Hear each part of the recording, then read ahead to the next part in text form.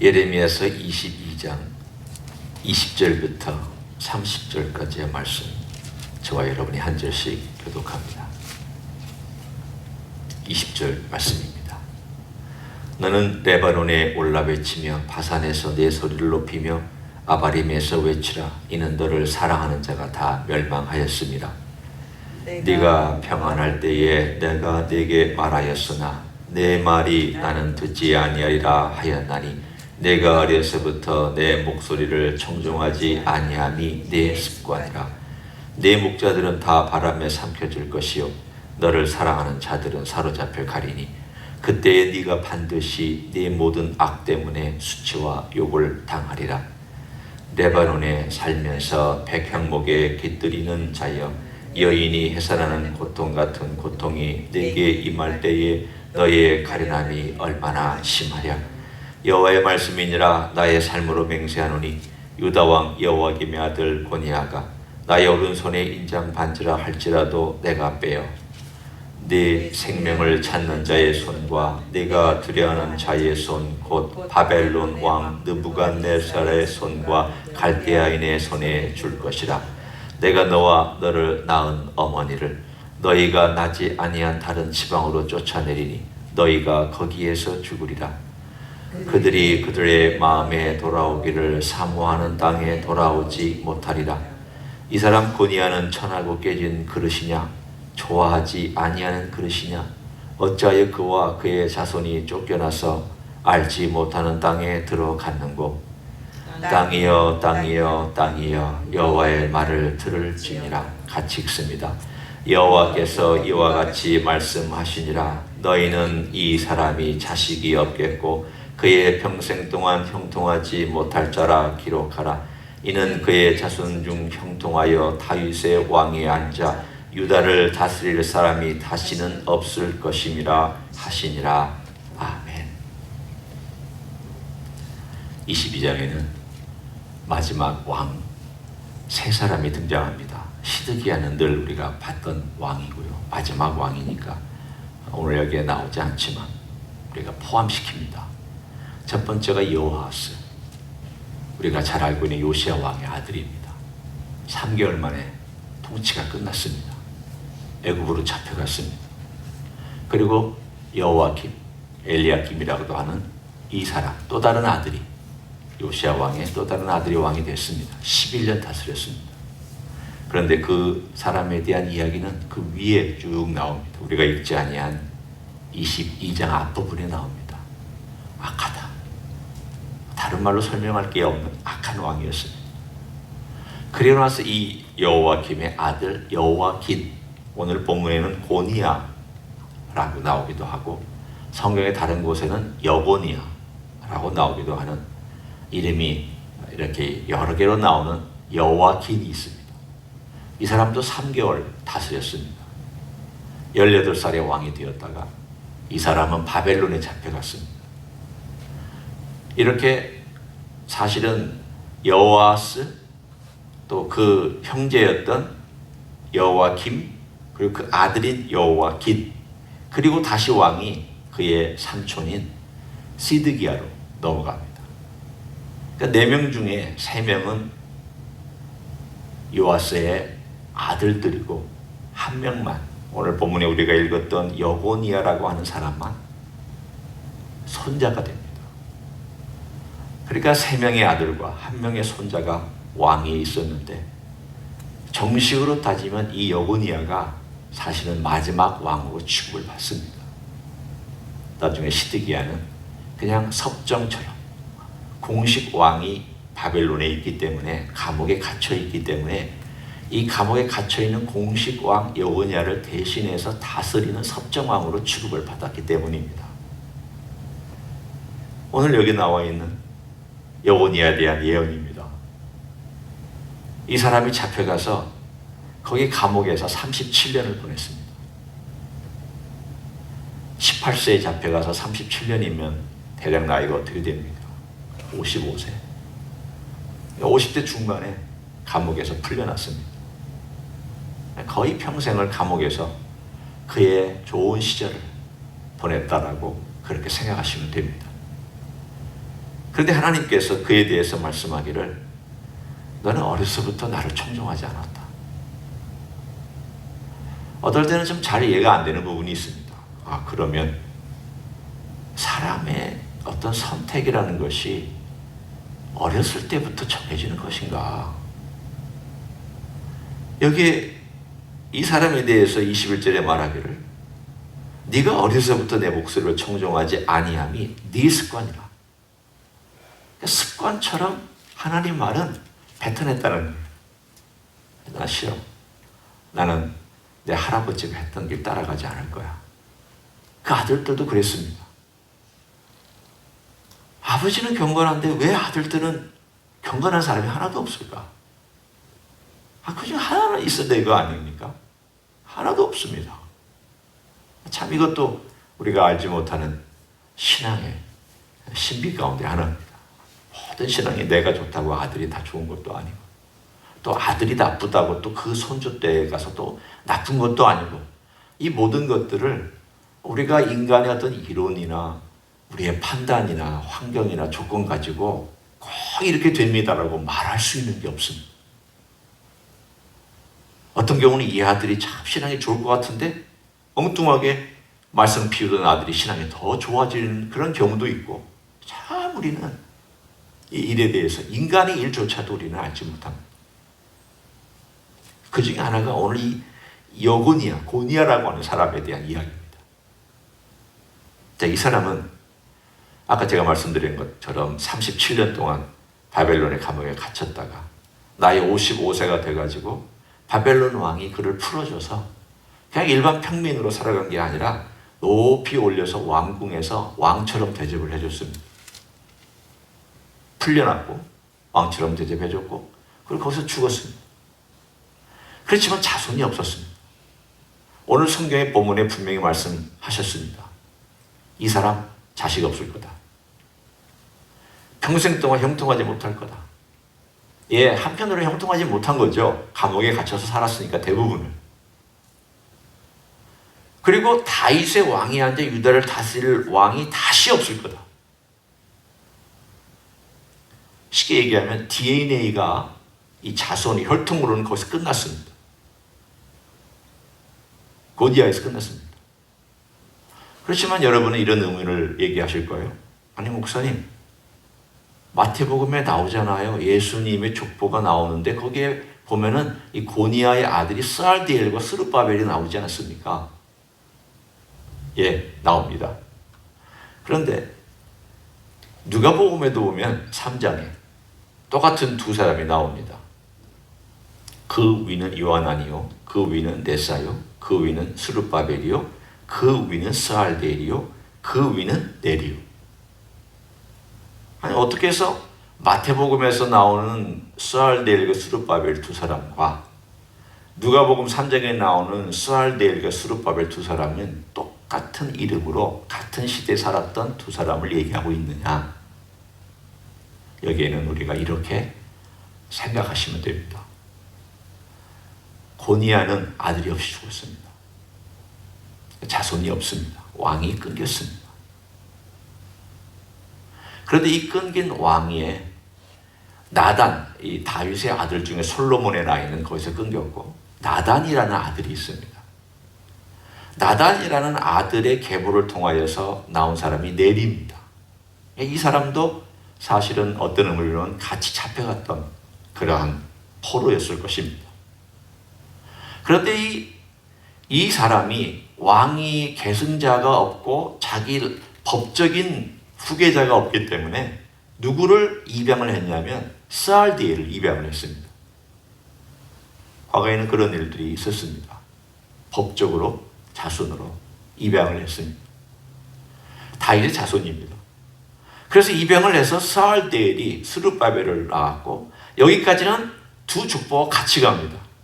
누가복음의 족보와 그리고 여기에 우리가 알고 마태복음의 족보와 같이 갑니다. 그러다가 그 스룹바벨에서 다시 또 갈라집니다. 아들들이 있었겠죠. 여러 아들들이. 첫째 아들은 요셉의 라인으로 흘러갔고 나머지 아들 중에 하나가 이 마리아의 그 자손으로 그 계보로 흘러갔습니다. 그래서 같이 합쳤다가 같이 나눠줬습니다. 제가 왜 좀 복잡한 이 계보를 여러분에게 이 아침에 설명을 해드리느냐? 하나님의 은혜에 대하여 제가 설명을 하려고 이걸 설명하고 내용을 얘기하고 있습니다. 생각하십시오. 하나님은 그 글을 끊었습니다.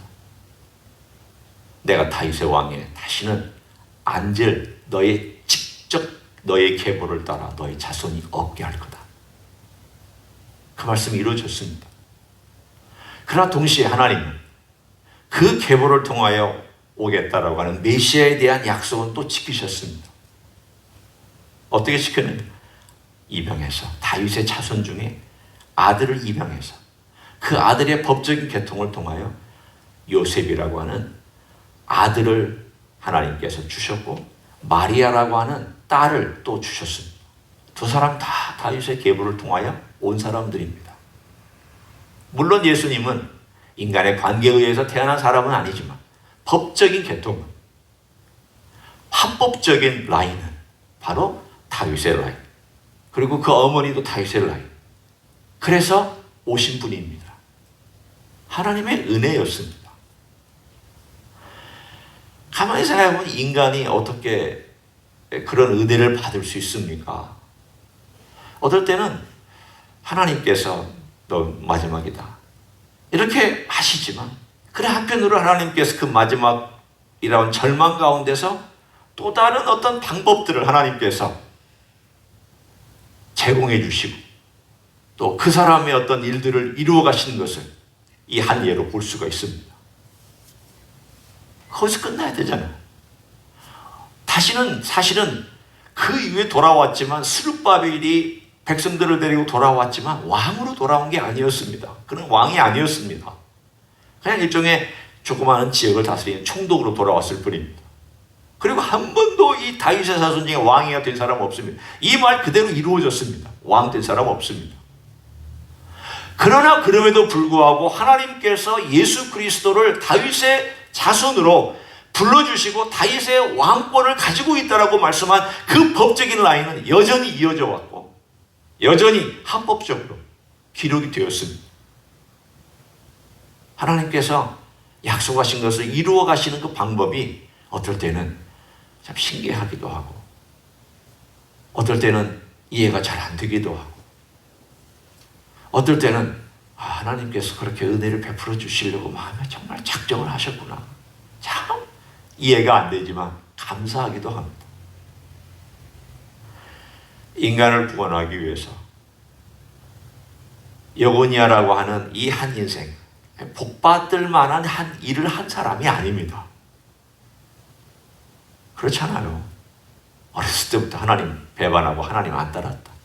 감옥에 37년간 갇혀서 성경에는 그가 회개했다 혹은 돌이켰다 뭐 그런 말도 안 나오는 걸 보면 한편으로 보면 참 쓸모없는 인생이라고 얘기할 수도 있는 그런 사람이 여고니아였습니다.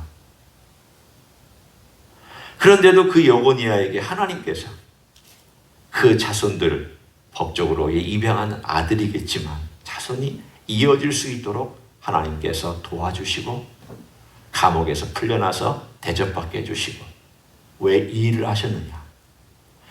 가까이 있는 포로들에게 소망을 주시기 위해서 그랬습니다. 같이 잡혀갔던 포로들이 여고니아가 풀려난 걸 들으면서 아직 해방되지 않았습니다. 바벨론 땅에서 돌아오지 않은 그 한 중간에 있는 시간입니다. 37년 됐으니까. 아직 70년이 안 된. 사실은 37년이니까 한 중간 정도 되지 않습니까? 반 정도 지나지 않았습니까? 그런데 그때부터 이스라엘 백성들이 갖는 소망이 그것입니다. 하나님께서 기적을 베풀어 주시겠구나. 예레미야를 통하여서 70년이 차면 내가 너희를 돌아가게 하겠다라고 하는 그 메시지가 바로 이러한 일들로 일어나겠구나. 우리가 전혀 기대하지 않았던 일이 일어났구나. 우리가 전혀 상상하지 않은 일들을 하나님께서 펼쳐 보이십니다. 하나님의 은혜가 그렇게 역사할 때가 많습니다. 어떨 때는 가만히 생각해보면 나같이 고집스럽고 참 완악한 인생을 하나님께서 이렇게 오랫동안 참으시고 오랫동안 기회를 주시고 오랫동안 하나님 배워갈 수 있도록 그렇게 여전히 생명을 연장해 주셨나. 남편들 생각하면 왜 날까? 왜 날까? 그렇지 않은 경우도 있을 수 있잖아요.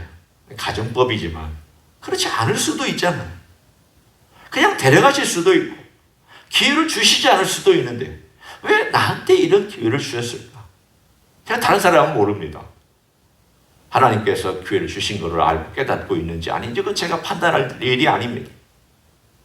다만 제가 저 자신을 볼 때 하나님께서 기회를 주셨구나. 은혜를 주셨구나. 그럼 내가 잘해서 그런 거냐? 아닙니다. 내가 하나님 아버지 앞에 정말 경건해서 하나님 그렇게 하셨느냐? 그것도 아닙니다. 요건이하고 별로 다른 게 없습니다. 내 중심적인 삶, 목회한다 하였지만 내 영광을 추구하는 삶, 어떤 성취, 그리고 내가 어떻게 이루어야 되는 어떤 목표, 이런 것들이 사실은 강한 그런 인생을 하나님께서 그래도 불쌍히 여기셔서 은혜를 베풀어 주시고 돌이킬 기회를 주셨다라고 하는 그것을 가만히 생각해 보면 이건 내가 행한 거하고 전혀 상관이 없는 거다. 여보니아가 받았던 게 바로 그거 아니에요? 자기가 행한 거하고는 전혀 상관이 없이 받은 은혜잖아요.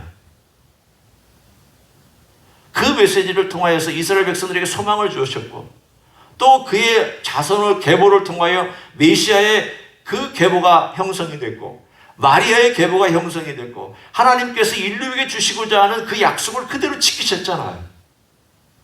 다윗의 자손 중에. 그 말 그대로 이루어져서 다윗의 자손이었으니까. 하나님은 그 약속을 이루어주셨고 그 은혜를 베풀어 주실 때 인간이 전혀 상상하지 못하는, 생각하지 못하는 인간의 행위와 관련이 없는 은혜를 베풀어 주시는 분이 우리 하나님 아버지이신 줄로 믿습니다. 나는 은혜 받을 만한 자격이 없습니다. 내가 뭘 잘해서 은혜 받은 게 아닙니다. 위대한 일을 해서도 아닙니다. 하나님의 신비한 은혜가 나에게 찾아왔고 말로는 이성으로는 설명할 수 없는 그 은혜가 내게 왔다라는 것이 그게 그렇구나. 그래 그래서 왔구나. 그렇지만 이걸 어떻게 내가 설명을 하랴 못합니다. 그냥 감사할 뿐이죠. 저는 여러분 한 분 한 분에게도 하나님의 은혜가 그렇게 찾아온 줄로 믿습니다. 그래서 우리는 감사할 수밖에 없고 우리는 주님께 나와서 그분의 이름을 높이며 찬양할 수밖에 없는 인생을 살아가는 줄로 믿습니다. 오늘도 그렇게 살아가시기를 예수님의 이름으로 간절히 축원합니다. 기도하겠습니다. 고맙습니다. 예수님.